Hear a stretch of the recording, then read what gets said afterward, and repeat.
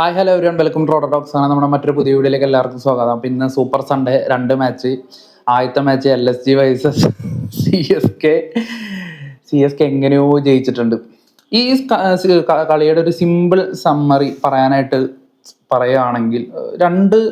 തോൽക്കാൻ വേണ്ടി രണ്ട് ടീമും കളിച്ചു. കൂട്ടത്തിൽ ഏറ്റവും തോൽക്കാൻ ആഗ്രഹമുള്ള ടീം അതിൽ തോറ്റു, അല്ല മറ്റേ ടീം ജയിച്ചു. അങ്ങനെ സിമ്പിളായിട്ട് വേണമെങ്കിൽ പറയാം. എന്തായാലും തമിഴ്നാട്ടിൽ ചെയ്പോക്കിൽ ചെന്നൈയുടെ ഹോം സ്റ്റേഡിയത്തിൽ നടന്ന കളി ചെന്നൈക്ക് മസ്റ്റ് വിൻ ആയിട്ടുള്ള കളി, same for LSG must win ആയിട്ടുള്ള കളി. രണ്ട് ടീമും മാക്സിമം ശ്രമിച്ചു തോൽക്കാനായിട്ട്, പക്ഷേ അതിൽ ചെന്നൈ ജയിച്ചു. അപ്പോൾ കളിയുടെ ഒരു മൊത്തം സമ്മറി ഇങ്ങനെയാണ്. എന്തായാലും തമിഴ്നാട്ടിലെ ചെന്നൈ ഫാൻസിന് അല്ലെങ്കിൽ തമിഴ്നാട്ടിലെ ആളുകൾക്ക് ഇന്ന് മൊത്തത്തിൽ ഒരു ഹാപ്പി ഡേ ആണ്. വിജയുടെ സത്യപ്രതിജ്ഞ, അതുപോലെ തന്നെ അതിനോടനുബന്ധിച്ച് ചെന്നൈ ചെപ്പോക്കിൽ വിജയിക്കുന്നു.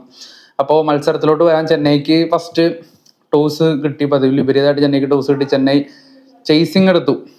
അതായത് 180 റൺസ് കഴിഞ്ഞ 6 വർഷങ്ങളായിട്ട് ചേസ് ചെയ്യാത്ത ചെന്നൈ, കഴിഞ്ഞ 14 മത്സരങ്ങളായിട്ട് 180+ ചേസ് ചെയ്യാത്ത ചെന്നൈ 180+ വന്നാലും ഇന്ന് കുഴപ്പമില്ല. കഴിഞ്ഞ കളി LSG എത്ര റൺസാണ് ഫസ്റ്റ് ബാറ്റ് ചെയ്ത് തീർത്തത് നമുക്കറിയാം. ഇന്നതാ ഇംഗ്ലീഷും ഉണ്ട് സ്ക്വാഡിൽ. എന്നാലും കുഴപ്പമില്ല, നമ്മൾ പിടിക്കും എന്നുള്ള മൈൻഡിൽ അക്കീൽ ഹുസൈനൊക്കെ പവർ പ്ലേയിലിട്ട് പിടിക്കാം എന്നുള്ള മൈൻഡിലാണ് ചെന്നൈ ഇന്ന് ഇറങ്ങിയത്. ഫസ്റ്റ് ഓവറിൽ തന്നെ അക്കീൽ ഹുസൈനെ കൊടുക്കുന്നു. English has spoiled the plan. ഇന്ന് ഇംഗ്ലീഷ് എന്ന് പറയുന്ന ഒറ്റ പ്ലെയറാണ് LSG നിരയിലൊന്നും ഇങ്ങനെ മാറ്റി നിർത്താവുന്നുണ്ടായിരുന്നു. കാരണം ബാക്കി എല്ലാവരും ഒരേപോലെയാണ് കളിച്ചത്.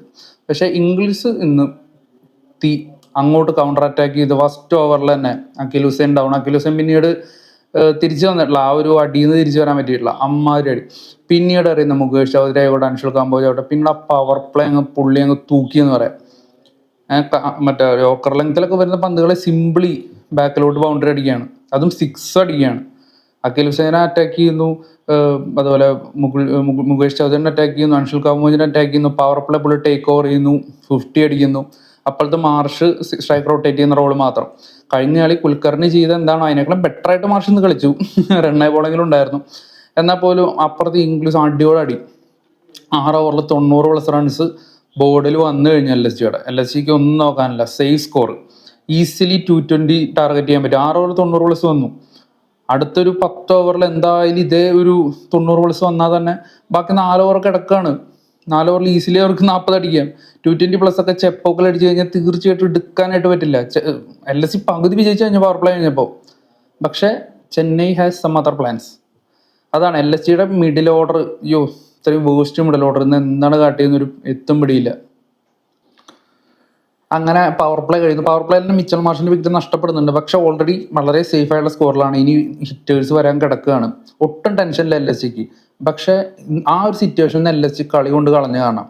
പിന്നീട് പവർ പ്ലേക്ക് ശേഷം നൂർ അഹമ്മദിനെ കൊണ്ടുവരുന്നു. നൂർ അഹമ്മദ് നിക്കോളാസ് പൂറിന് വിക്കറ്റ് എടുക്കുന്നു. ഇൻഫോം നിക്കോളാസ് പൂറിനോട് ഔട്ടാകുന്നു. പിന്നീട് Overton player of the match കിഡിലൻ. ആദ്യത്തെ 3 ഓവർ കിഡിലൻ, ഒക്കെ ക്ലിയർ കട്ട്, പറഞ്ഞ വെച്ച അതേ ലെങ്ത്, അതേ ലൈൻ, കറക്റ്റ് ബോൾ, ഒന്നും ചെയ്യാൻ പറ്റാത്ത രീതിയിൽ.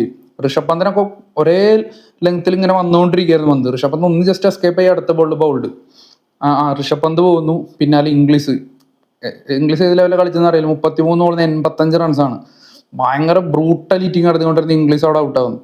ഇംഗ്ലീഷ് ഔട്ടാകുന്ന സിറ്റുവേഷൻ എന്ന് പറയുന്നത്, അതായത് ഏകദേശം 9 ഓവറിൽ 111 റൺസൊക്കെ എത്തിയ ടീമാണ്. 9 ഓവറിൽ 111 റൺസ് എത്തി നിൽക്കുകയാണ് ആ സമയത്ത്. അവിടെ ഇംഗ്ലീഷ് ഔട്ടാകുന്നു. ഒരു കാര്യമില്ലാതെ മാർക്കർ റൺഔട്ട് ആവുന്നു. ഒരു കാര്യമില്ലാതെ റൺഔട്ട് ആവുകയാണ്. അവിടെ ഓൾറെഡി ഡബിൾ ഇല്ല. അതിന് വേണ്ടി രഘുവംശി ഔട്ടാവുന്നു. രഘുവംശി, പന്ത്, ഇംഗ്ലീഷ്, അവിടെ 3 പേരെയും ഓവർടൺ തൂക്കി. അതായത് LSGയുടെ മിഡിൽ ഓർഡർ ലിറ്ററലി കളി കയ്യിൽ നിന്ന് കളഞ്ഞൊരവസ്ഥ. CSK കളിയിലോട്ട് തിരിച്ചു വരുന്നു. സ്റ്റിൽ LSGക്ക് 10+ റൺ റേറ്റ് ഉണ്ട്. അതായത് 14 ഓവറിൽ 15 ഓവറിലൊക്കെ 150, 160 റേഞ്ച് കളിക്കുന്നുണ്ട്. ഹിമ്മത്ത് സിംഗ് വരുന്നു, ഷഹബാസ് അഹമ്മദ് വരുന്നു. ഹിമ്മത്ത് സിംഗിന് മുൻപ് ഷഹബാസ് അഹമ്മദ് വന്നിട്ടുണ്ട്. ഞാൻ തിരിച്ചാവുമെന്നാണ് എക്സ്പെക്ട് ചെയ്തത്. ഷഹബാസ് അഹമ്മദ് പേഴ്സണലി എനിക്ക് ആസ് എ ബാറ്റർ എന്ന രീതിയിൽ എനിക്ക് അത്ര താല്പര്യമില്ലാത്ത പ്ലെയറാണ്. കാരണം പൊതുവെ ഒരു ഹിറ്റർ അല്ല. പന്ത് അടിച്ചു കഴിഞ്ഞാൽ ചിലപ്പോൾ ബൗണ്ടറിയിലൊക്കെ ക്യാച്ച് ആവും. അങ്ങനെ മുൻപ് പല ടീമുകളിലും ഇപ്പോൾ RCBയിലൊക്കെ കളിക്കുമ്പോഴായാലും, ഇപ്പോൾ RCBയിൽ കളിക്കുമ്പോഴായാലും, നമ്മുടെ സൺറൈസേഴ്സിൽ കളിക്കുമ്പോഴായാലൊക്കെ ഒരു ബാറ്റർ എന്ന രീതിയിൽ എനിക്ക് അത്ര ഒരു താല്പര്യമുള്ള പ്ലെയർ അല്ല. പക്ഷെ ഇന്ന് അയാൾ കളിച്ച കളി കിടിലൻ കളിയായിരുന്നു. അയാൾ നല്ല രീതിയിൽ ഹിറ്റ് ചെയ്ത്, നല്ല രീതിയിൽ ടൈം ചെയ്ത്, ബൗണ്ടറീസ് കണ്ടെന്ന്, 6 കണ്ടെന്ന്. അവസാനത്തെ ഒരു 2-3 ഓവർ CSKയുടെ കയ്യിൽ നിന്ന് പോയിരുന്നു. അത് ഓവർടൻ്റെ സെക്കൻഡ് ലാസ്റ്റ് ഓവറിൽ നല്ല രീതിക്ക് റൺസ് വരുന്നു. ലാസ്റ്റ് ഓവറിലും അൻഷുൽ കാംബോജ് വിക്കറ്റ് എടുക്കണമെങ്കിൽ പോലെ അവസാന ബോൾ ഉൾട്ടോ 6 അടിക്കുന്നു ഷഹബാസ് അഹമ്മദ്. നല്ലൊരു സ്കോറിലോട്ട് LSGനെ എത്തിക്കുകയാണ്. അതായത് ഒരു ഘട്ടത്തിൽ 240, 230 ലെവലോട്ടൊക്കെ പോകാനുള്ള സ്കോർ ഉണ്ടെങ്കിലും മിഡിൽ ഓർഡറിൽ, അതായത് ഋഷഭ് പന്ത്, നിക്കോളാസ് പൂരൻ, അതുപോലെ രഘുവംശി, പിന്നെ ഇല്ലാത്ത റണ്ണായിട്ട് ഓടിയ ഔട്ടായ മാർക്കം, ഇവരൊക്കെ കാരണം ആ സ്കോർ 203 ഒതുങ്ങി. ഈ 203 എന്ന് പറയുന്ന സ്കോർ CSK സംബന്ധിച്ച് ബാലികേറാമല. കാരണം എസ്പെഷ്യലി ചെക്കപ്പോക്കാണ്. കാരണം സെക്കൻഡ് ബാറ്റിങ്ങിന് അഡ്വാൻറ്റേജ് ഉണ്ടോ, ഓക്കെ ശരി തന്നെ, എന്നാൽ പോലും CSK ബാറ്റിംഗ് ചേസ് ചെയ്തിട്ടില്ല, 280 ചേസ് ചെയ്തിട്ടില്ല. അതൊരു ചരിത്രമാണ്, അതെല്ലാവർക്കും അറിയാം. അവരെ തന്നെ അലട്ടുന്ന ഒരു ചരിത്രമാണ്. എതിർ ടീം 180+ സ്കോർ ചെയ്യുമ്പോൾ അവർക്കൊരു കോൺഫിഡൻസ് ഓൾറെഡി വന്നു കഴിഞ്ഞു. 203 വലിയ സ്കോർ ആയിട്ടല്ല. പക്ഷേ CSKയുടെ ഈ ഒരു മോശം റെക്കോർഡ് CSKക്ക് തന്നെ അവരെ തന്നെ ഒന്ന് പിന്നോട്ട് വലിക്കുന്നതാണ്. പക്ഷേ ഇന്ന് കുറച്ചുകൂടി ബെറ്റർ ആയിട്ട് ഓപ്പണിങ് കളിക്കുന്നു. സഞ്ജു നല്ല രീതിക്ക് ബൗണ്ടറി കണ്ടെന്നു, നല്ല ടച്ചിൽ വരുന്നു, ബൗണ്ടറീസ് കണ്ടെത്തുന്നു. ഋതു നല്ല രീതിയിൽ ബൗണ്ടറീസ് കണ്ടെത്തുന്നു, നല്ല രീതിക്ക് റൺസ് വരുന്നു പവർ പ്ലേയിൽ. ദിഗ്വേഷ് രതിയുടെ ഓവറിൽ സഞ്ജു ഔട്ടാവുകയാണ്. സഞ്ജു ബോൾഡായി ഔട്ടാവുന്നു. പിന്നീട് ഉറുവിൽ പട്ടേൽ വരുന്നു. അതായത് കഴിഞ്ഞ കൊല്ലം നമുക്ക് ലോണിൽ കിട്ടിയ പ്ലെയറാണ് ഉറുവിൽ പട്ടേൽ. അല്ല, ലോണിലല്ല, നമ്മുടെ മിഡ് സീസണിൽ വന്ന പ്ലെയറാണ്. ആ നല്ല പെർഫോമൻസ് ഒക്കെ കാഴ്ചവെച്ചു. പക്ഷേ ഈ സീസണിൽ സ്റ്റാർ സ്റ്റഡറാണ്. 14 കോടിക്ക് 2 പ്ലേയേഴ്സ് ഉണ്ട്, സർഫറാസ് ഖാനുണ്ട്. അപ്പോൾ കളിപ്പിക്കാൻ സ്ഥലമുണ്ട്. ആദ്യത്തെ കളികളിലൊന്നും കളിപ്പിക്കാതെ ആയുഷ് മാത്രം പോയപ്പോൾ ടീമിൽ ഇടം കിട്ടിയ പ്ലെയറാണ് ഉറുവിൽ പട്ടേൽ. കിട്ടിയ അവസരത്തിലൊക്കെ ഒരു ക്വിക്ക് ഇന്നിങ്സ് കളിച്ചിട്ട് വേഗം പോകും. അപ്പം നമ്മൾ 2 കളി നമ്മൾ 160 താഴെ ചേസ് ചെയ്തൊക്കെ ജയിച്ചപ്പോൾ ഉറുവിൽ പട്ടേലിൻ്റെ 2 ക്വിക്ക് ഇന്നിങ്സ് നൽകിയ ഒരു ഇമ്പാക്റ്റ് ഉണ്ടായിരുന്നു നമുക്ക്. കാരണം പവർ പ്ലേയിൽ നമ്മൾ ഓൾറെഡി നല്ലൊരു സ്കോറിലോട്ട് എത്തും. പിന്നീട് അങ്ങോട്ട് റണ്ണബോൾ സിറ്റുവേഷൻ ആണ്, നമുക്ക് പ്രഷർ ഇല്ലാതെ കളിക്കാൻ പറ്റും. ഉറുവിൽ പട്ടേൽ തൻ്റെ ഇന്നിങ്സ് അങ്ങനെ സാക്രിഫൈസ് ചെയ്യുന്നത് ടീമിൻ്റെ വിജയത്തിന് നല്ല ഇമ്പാക്റ്റ് ഉണ്ടാക്കുന്നുണ്ട്. അത് ഒരു നോർമൽ ക്രിക്കറ്റ് കാണുന്ന ഒരാൾക്ക് മനസ്സിലാവും അത്. ഇന്നത്തെ കളി പക്ഷേ സ്കോർ വലുതാണ്, 200+ ആണ്, 160, 170 അല്ല. സോ ഒരു ക്വിക്ക് ഇന്നിങ്സ് കൊണ്ട് കാര്യമില്ല. പക്ഷെ ഉറുവിൽ പട്ടേലിൻ്റെ രീതി അങ്ങനെയാണ്, IPL അങ്ങനെയാണ്. ഞാൻ ഒരു ട്വിറ്ററിൽ ഒരു പോസ്റ്റിൽ വായിച്ചിട്ടുണ്ടായിരുന്നു, എക്സൽ ഒരു പോസ്റ്റിൽ വായിച്ചിട്ടുണ്ടായിരുന്നു. ഉറുവിൽ പട്ടേൽ 10 ബോൾ കളിച്ചാൽ മതി, 10 ബോൾ ഉറുവിൽ പട്ടേൽ കളിച്ചാൽ മതി. ബിക്കോസ് ഉറുവിൽ പട്ടേലിന്റെ ഇന്റന്റ് എന്ന് പറഞ്ഞാൽ ഹിറ്റ് എവരി ബോൾ എന്നാണ്. എല്ലാ ബോളും അടിക്കാനാണ് നോക്കുക.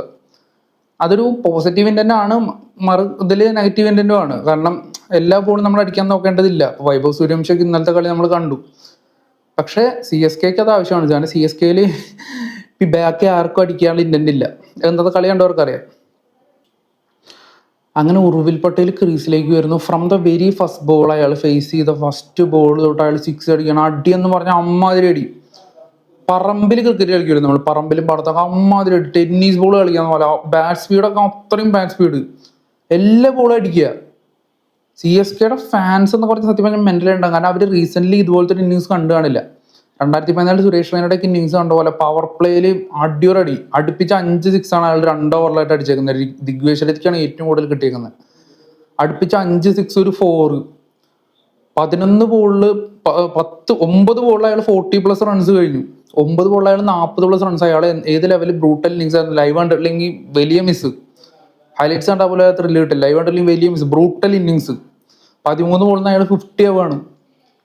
LSG ഏത് ലെവലിൽ പവർ പ്ലേ അടിച്ചോ അതിന്റെ ഇരട്ടി ഇമ്പാക്റ്റിൽ അടിക്കുന്നു. ടീം 6-7 ഓവറിൽ ടീം 100+ കടന്നു. ഈസിലി 16 ഓവറിൽ വിന്ന് ഉറപ്പിച്ചു.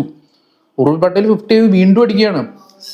മറ്റേ 1-2 ബോൾ സ്ട്രൈക്ക് ഔട്ട് അടിയും പരിപാടിയില്ല, വീണ്ടും അടിക്കുകയാണ്. ഋതുരാജ് അവിടെ കംഫർട്ടായി.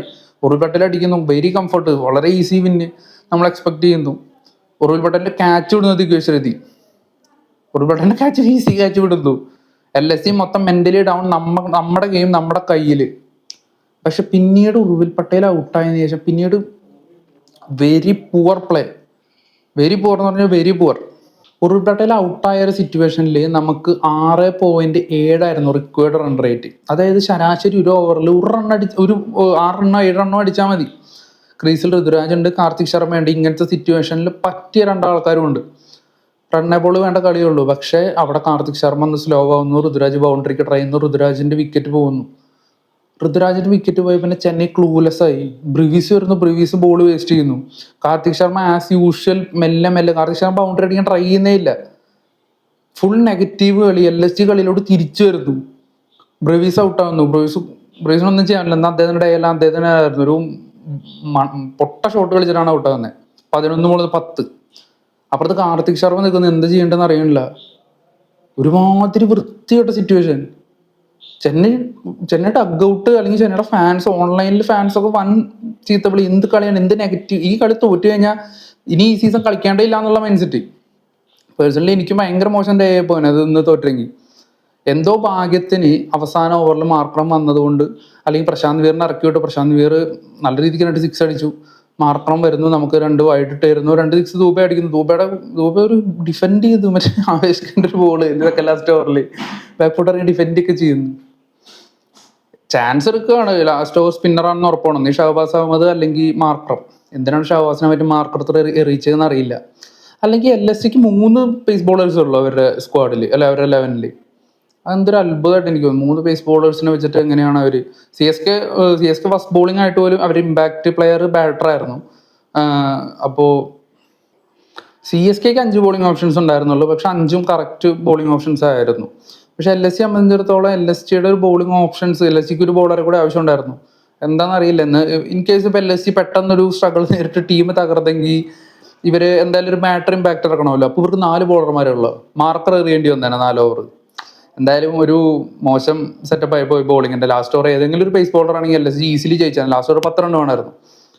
സ്പിന്നർ ആയതുകൊണ്ട് മാത്രമാണ് LSC തോറ്റുപോയെന്ന് തോന്നുന്നത്. പന്തിന്റെ ക്യാപ്റ്റൻസി, ടീം മാനേജ്മെന്റ് ഒരു പിടിപ്പുകേടായിട്ടാണ് തോന്നിയത്. അതാണ് ഞാൻ ഫസ്റ്റ് തന്നെ പറഞ്ഞത്, തോൽക്കാൻ വേണ്ടി 2 ടീം മത്സരിച്ച കളിയിൽ ഏറ്റവും മെച്ചമുള്ള ഒരു ടീം ജയിച്ചു എന്നുള്ളത്.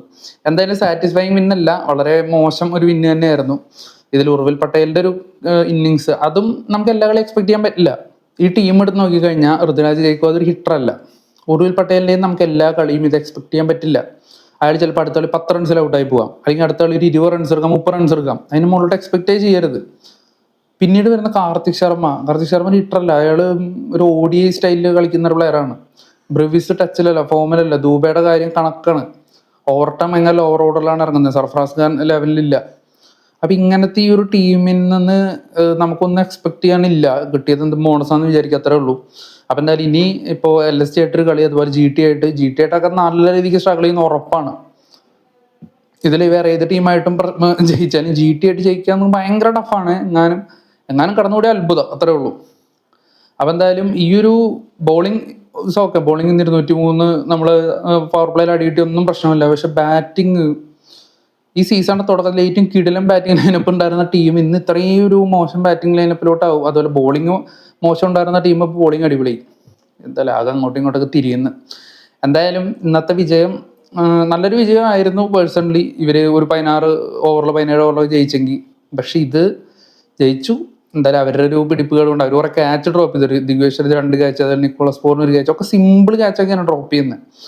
എന്താണെന്ന് അറിയാം, അവർ ഓവർട്ടൊരു ക്യാച്ച് ഡ്രോപ്പ് ചെയ്തായിരുന്നു, അതും വളരെ സിമ്പിളായിട്ട് ക്യാച്ച്. അതുപോലെ ദൂബെ ഫീൽഡിങ്ങിൽ എന്താണ് കാണിക്കുന്നത് നമുക്കറിയില്ല ഇവര് എന്താണ് ഉദ്ദേശിക്കുന്നത് എന്നൊക്കെ. എന്തായാലും കളി ജയിച്ചു എന്നത് ഒഴിച്ചു കഴിഞ്ഞാൽ, അത് ഉർവിൽ പട്ടേലിനൊക്കെ ഒരു ഇന്നിങ്സ് ഒഴിച്ചു കഴിഞ്ഞാൽ പെട്ടെന്നൊന്നും സന്തോഷിക്കാനില്ല. അദ്ദേഹത്തിന് 13 ബോളിൽ 50 IPL തന്നെ റെക്കോർഡാണ്. അപ്പൊ എന്തായാലും അദ്ദേഹത്തിന് ഡേ ആണെന്ന് വിചാരിക്കുക. എന്തായാലും പൊതുവെ ഒരു നല്ലൊരു സൺഡേ. CSK മാൻസിന് കളി തോറ്റില്ല എന്നുള്ളതുകൊണ്ട് എന്തായാലും അപ്പൊ നമുക്ക് മുംബൈ RCB കളി നടക്കുന്നുണ്ട്, അപ്പൊ അത് പോയി കാണണം. എന്തായാലും അതിന്റെ വീഡിയോ ആയിട്ട് നമ്മൾ വരുന്നതായിരിക്കും. Thank you.